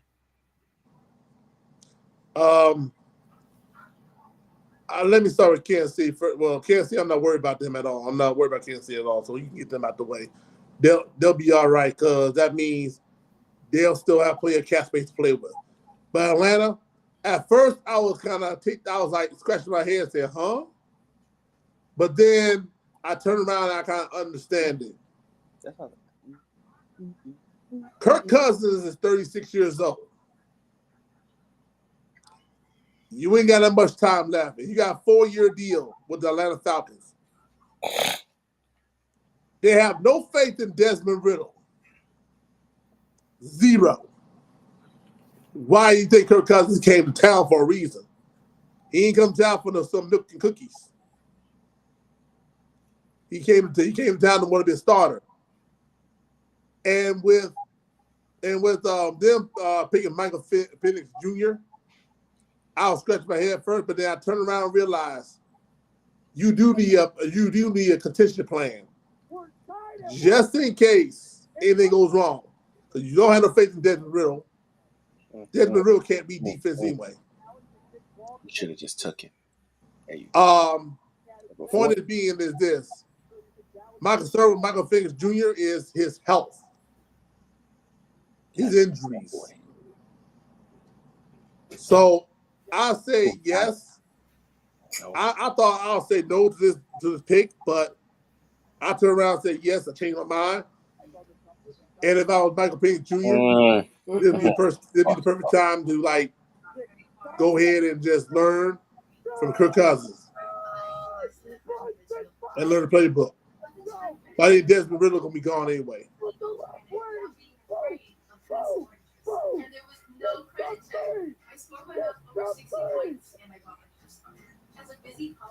Okay. Here we go. So, is it me or this game is crazy? It's always crazy. Last minute. 45 seconds. DiVincenzo. Bang. Yes. Look here. New York in a minute. 25 for DiVincenzo. Pacers call timeout.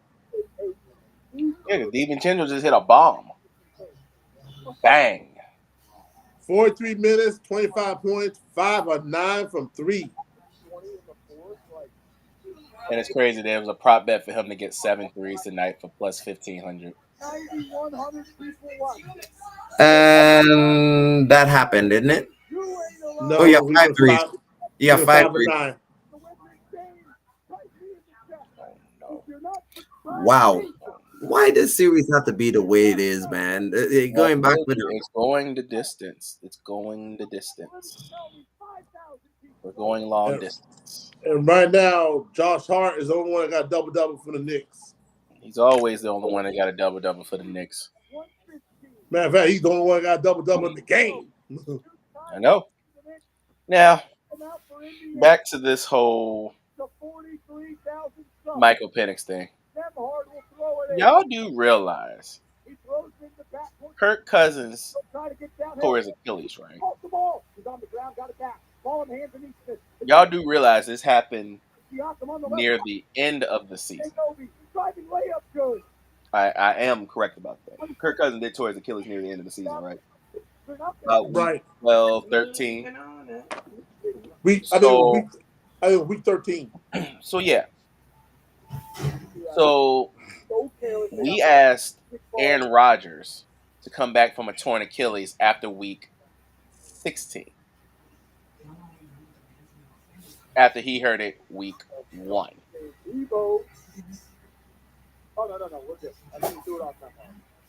Why are we making this a big deal knowing that we know?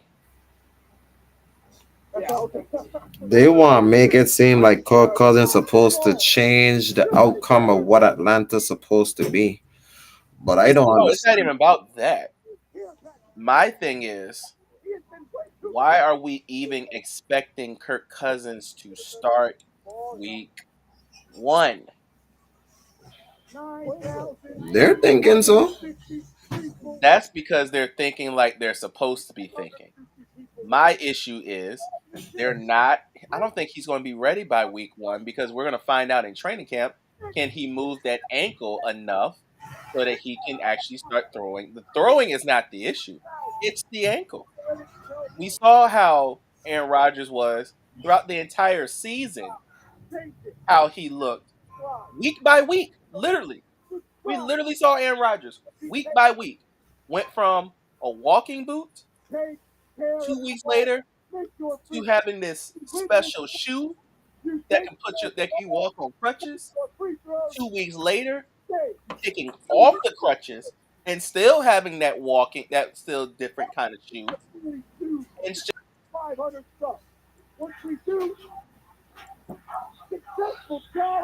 I think he's stuck. Yeah, Wi-Fi. He's stuck. He's stuck. Okay, yes, you are. He's back on. He had the whole season to get ready. He had a whole season. a season and the off season to get ready. I expect Aaron Rodgers to be back 100%. They're thinking Kirk Cousins is going to be back by week 1. It's not going to happen.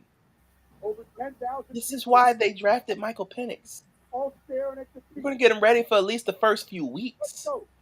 Then you can put Kirk Cousins back in the fold because you paid him all that money to make sure that nobody else get him, which is fair. Because there were a lot of teams looking at Aaron. There was a lot of teams looking at Kirk Cousins. There were a lot of teams looking at Kirk Cousins for his services. We were probably one of them. No, we won't. We want to go young. We did with the old heads already. We want to go young. No, we're not. Sorry. Nah. But yeah, they just got to get a king's ransom to make sure that nobody else can go get him.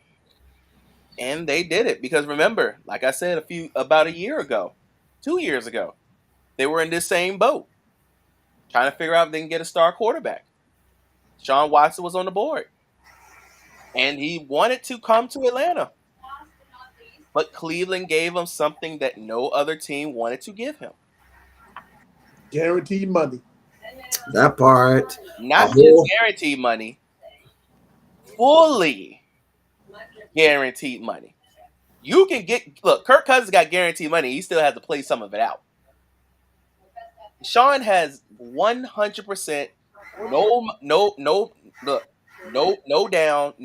down payment, fully guaranteed money. First quarterback ever to get a fully guaranteed contract. And the NFL was pissed about that. Because you're opening a Pandora's box that nobody wanted to be open to begin with. That's why most of these quarterback nows, they're getting about 3/4 of it guaranteed, but they ain't getting it fully. So the Michael Penix thing, this was honestly, I know people think to say this was an owner's call. I don't think this was an owner's call. I think that right there, that was the GM call. Because when you look at the GM and the head coach, when they talk about Michael Penix, they light up like a Christmas tree.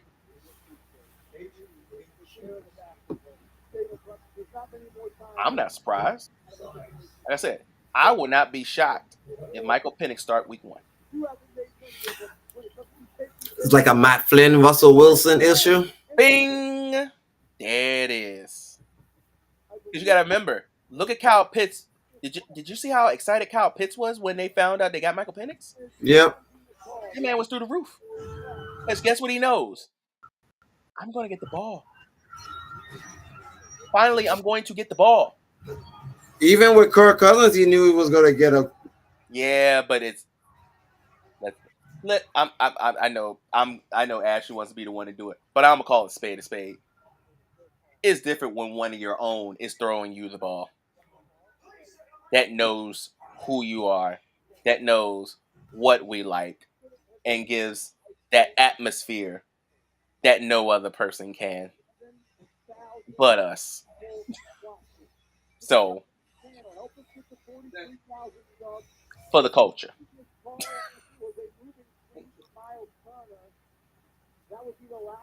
We haven't had one of our own being a starting quarterback in a while. But on the flip side, did I read this correctly? Nobody from HBCUs was drafted. Not drafted, but they did get picked up. They got picked up. They got picked up and not drafted, but they did get picked up. And so they are throwing a whole hissy fit about that. Well, Prime was like that when they only drafted 4. It should have been a lot more. They're always going to throw a hissy fit, but you got to find that one. Honestly, to be honest with you, they could have had one, but they decided to move on. So you can't throw a hissy fit if you left the blueprint and they don't want to follow the blueprint. Prime made it very clear.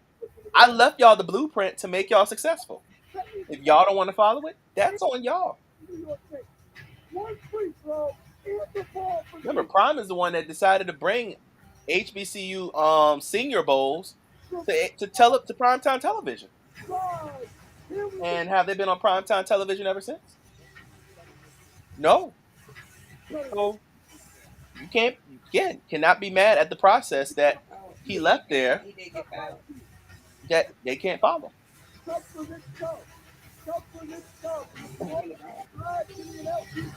It has Well, down by 2.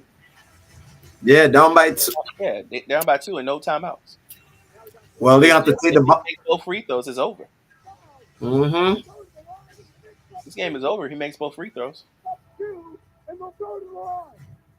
This is 4th consecutive 40-point game.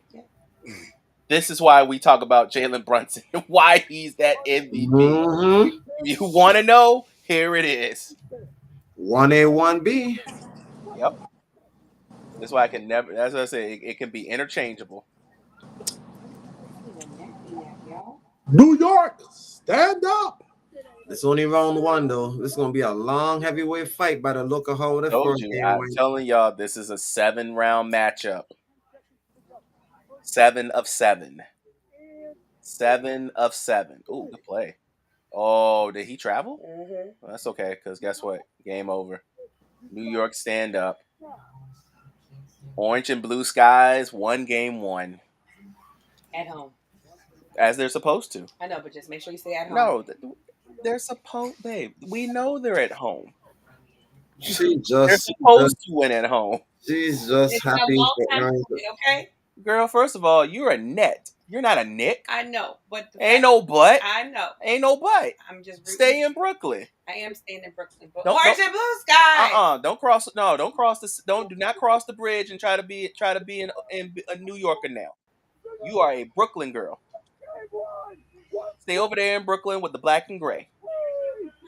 All right then. Orange and blue sky. No. Only Stephen A can say orange and blue skies. He's from Queens. Well,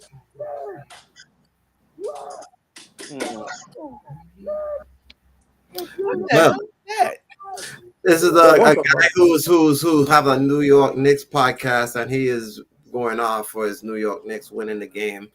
New York managed to pull it off and win it by 4, 121, 117. Jalen Brunson snapped again for 40 points.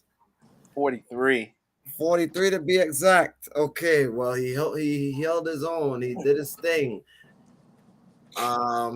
Congratulations. I guess you won a ticket.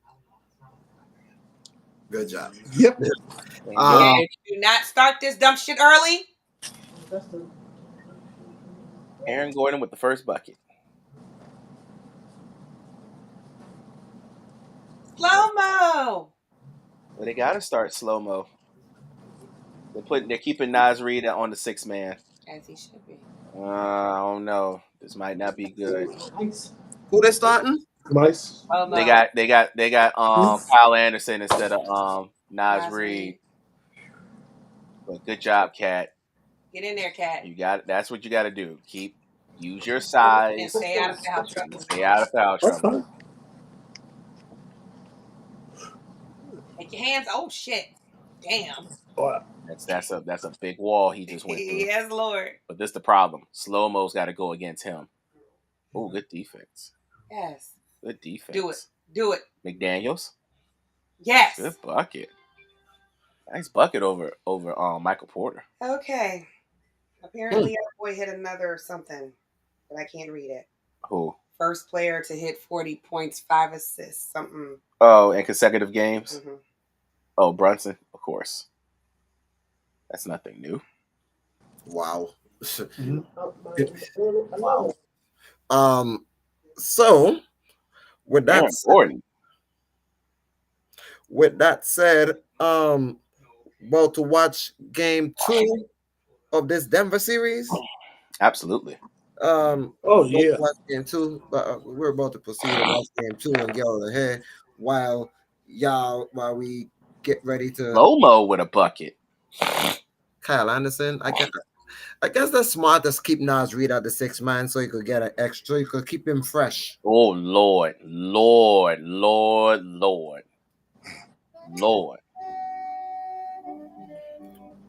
Well, I mean, I see you just saw that. Yeah. Lord. Oh, okay. No. But before we go, let's do an update in Florida. 3-1 Boston. Told you. Ooh, like I said, and Pastor and I got a point. Yeah, that's not got a point. Yeah, but I won't be surprised if he can get a goal. Exactly. He's been.